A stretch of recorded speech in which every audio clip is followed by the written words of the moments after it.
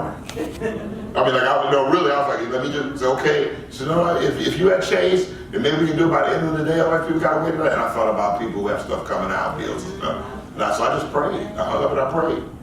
Then I got to work, and everybody was like, oh my God.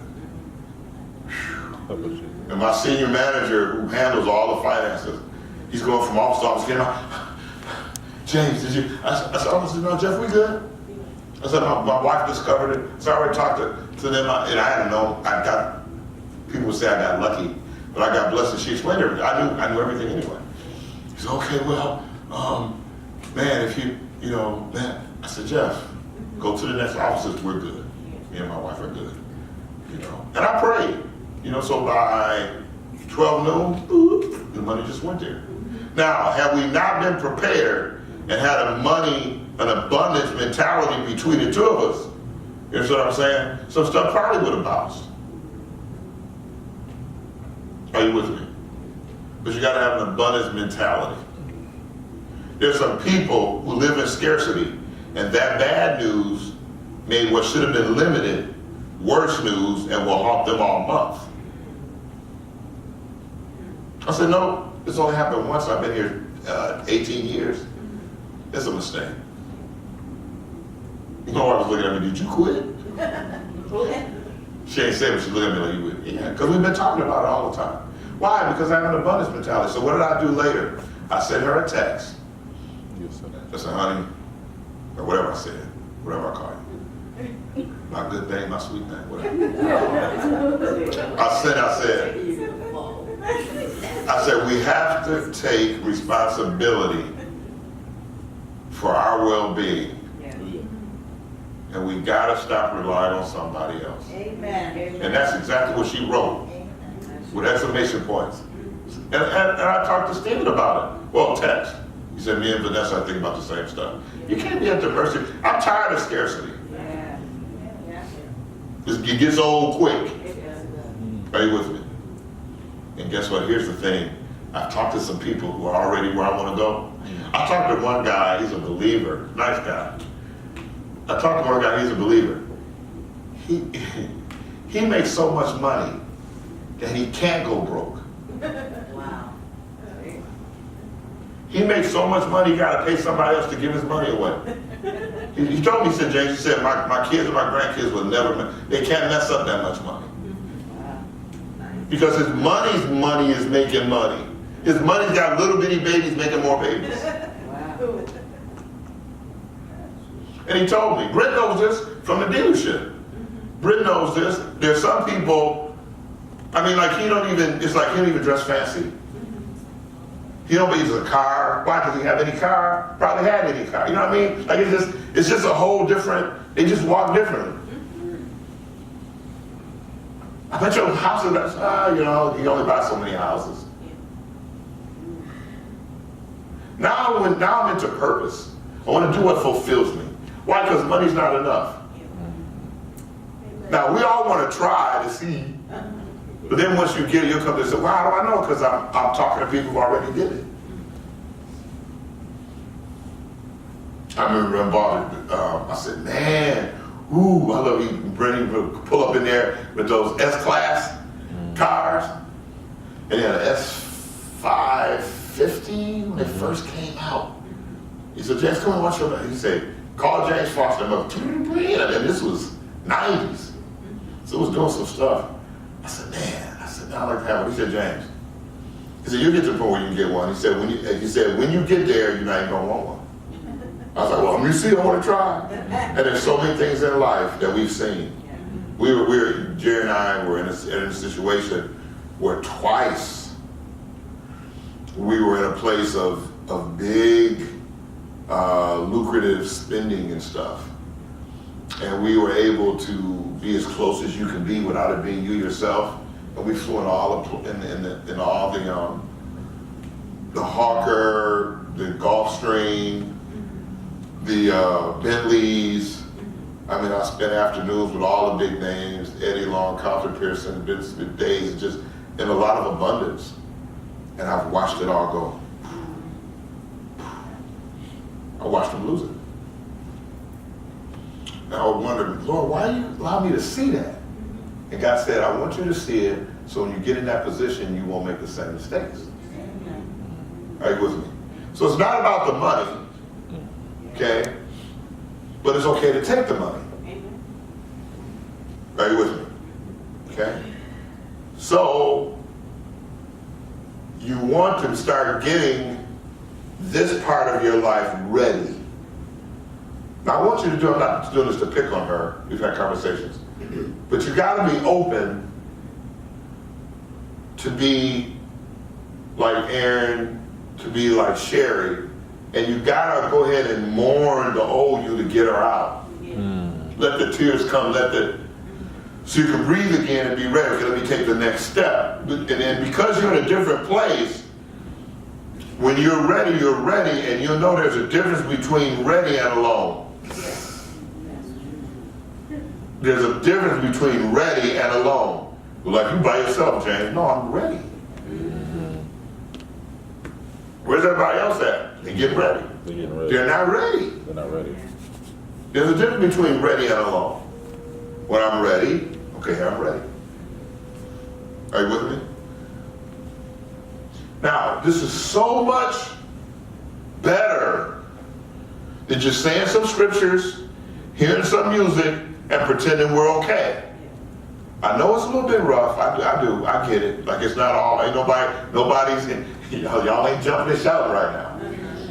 But it's the thing that's going to move the needle. Move the needle. And you will literally be in a different place and nothing has to change on paper. My God. And eventually you get to the place where you realize that's a blessing, where you can go somewhere, hear the truth, and feel better, but nothing's changed on paper. You don't need it to change on paper. If the paper changes and you feel better, that makes the paper your boss.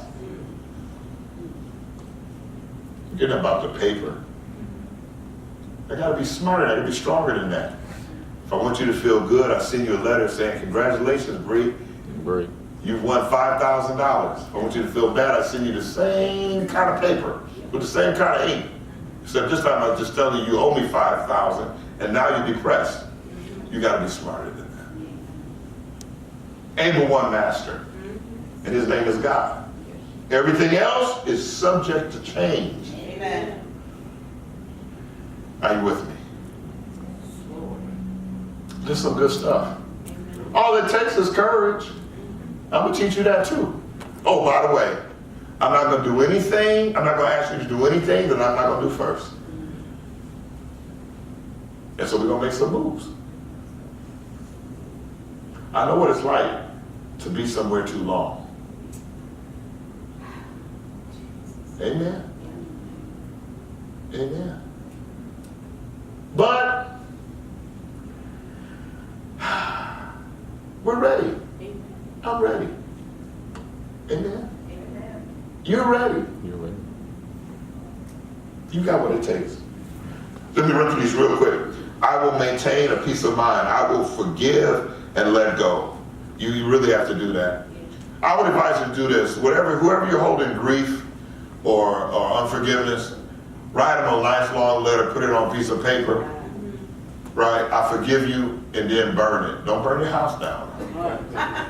Okay? Safely burn it. Or put it somewhere where it's no longer, put it somewhere where somebody else will burn it. That should work for you. I mean, if you can do it without drama, you can actually go to the person or call them.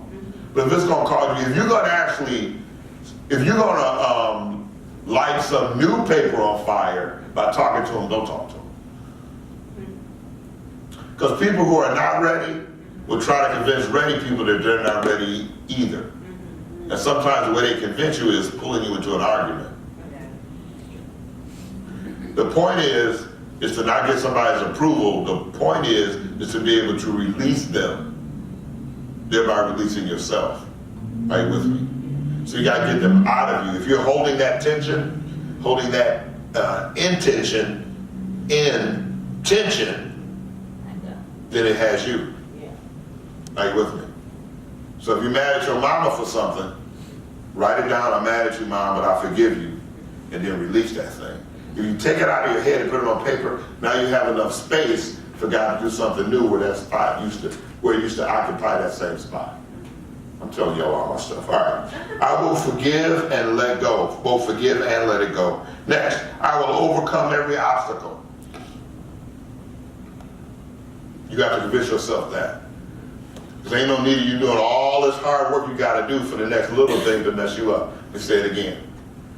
Right? Otherwise, there's no need for you to do all this hard stuff that you're going to do for some little thing to come and trip you up. You're bigger and better than that. What happens? You become someone who just gets over obstacles. This is what I do. Man, Pastor James, you act like it didn't even bother you. It bothered me, but it's not going to cancel my outcome. I'm not going to let it do that. You with me? That's why you got to keep your head and not let little people be bigger than the way they ought to be. And you can't be big when little got you. So somebody little's barking in your face, you can't make someone who wants to be a big dog, you can't make them a big dog. You got to make them stay a chihuahua. Are you with me? So you have to learn the gift of not going off on people, because it'll cost you. And those people or that thing that you're mad at is not worth your outcome. You gonna let them get away with that? Yeah, if it's gonna cancel my life.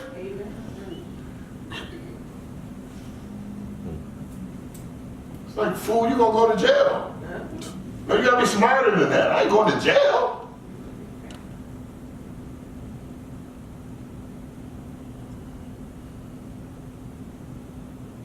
I don't like when they check my colon. I know I ain't going to jail.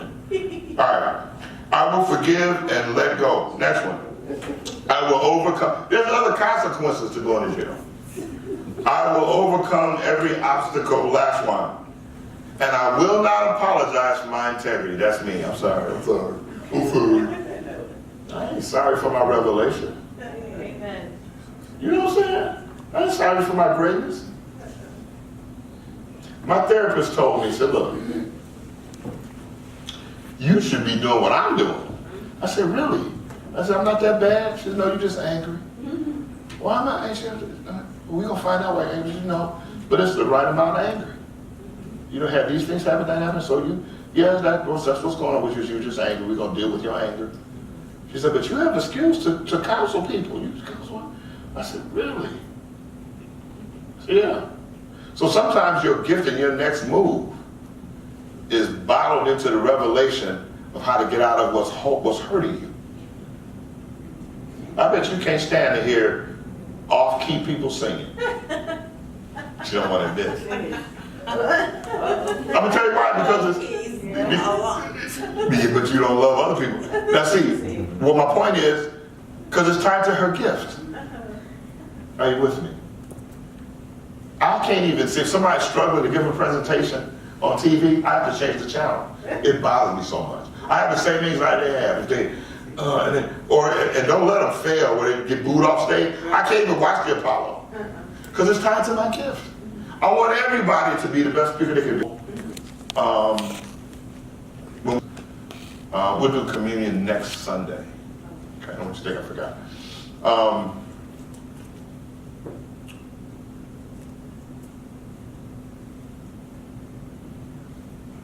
She said, you don't have to. She said, you have to I give you permission to give yourself permission to stop dimming your light because you're worried about the light of the person next to you. I almost ran out that place. I said, now you're reading my mail. The only person that said that, Pastor, was Nelson Mandela. Really? We have it on our bedroom wall. Wow. It's a reminder. It's a great reminder. Yeah. And I thought I could just escape it. And then Dr. Reginald Blunt, Dr. Mark Teasdale, friends of my people that God put in my life, said, James, come on, man, Reggie started saying, I'm going to call you triple threat, but you got to quit hiding. What you mean triple threats, man? Come on, man. You can preach, you can sing, you can play. Triple threat. How come nobody said, stop hiding? Mark Teasdale says, well, James, you're going to have to be, how polite he is. He says, you're going to have to get tired of being the best kept secret. like, dang, Mark. Yeah. He's like, I'm on my third book. I said, okay, Mark, I got you. I got you. Steve Osher, who's not, he said, well, I don't know about that Christian stuff. I'm a Jew. He's like, Doc, he said, there's a non-Christian told me the most Christian thing. Let me get myself together so I don't lose it. I'm really growing. I used to cry about everything. He said to me, he used language that they used to wash your mouth out with soap.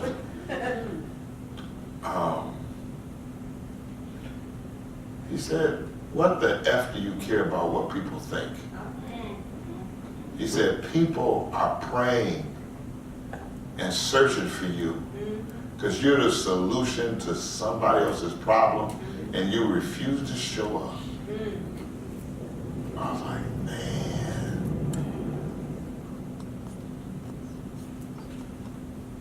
Yeah, he let me have it. He said, man, watch your video. He said, man, it was crazy, dude. It was bananas. I said, well, I look fat in my suit. He cursed me out. I said, I buttoned the bottom button, and it's supposed to be sometimes never. If there's three, it's always sometimes never. And I forgot about the never. And why? Because I came home. Forget about people, you know. So I said, man, you got to stand an ovation. I didn't hear any of that. Ryan said, Pastor James, right? Pastor James, I was on the edge of my seat. And I was like, oh my God, we're really called to do this. He said people were shrieking, they were screaming in the back, screaming in certain parts of the audience. I didn't hear any of that stuff. I got home and somebody said, man, you look fat in that suit. And you should never button the bottom button. And somebody said, man, you look big.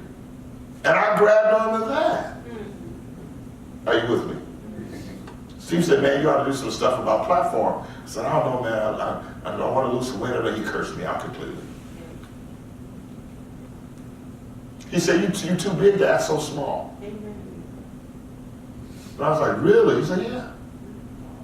He said, you got to stop dimming your light for fear of what people will think. Now, why am I being transparent? Because I'm you.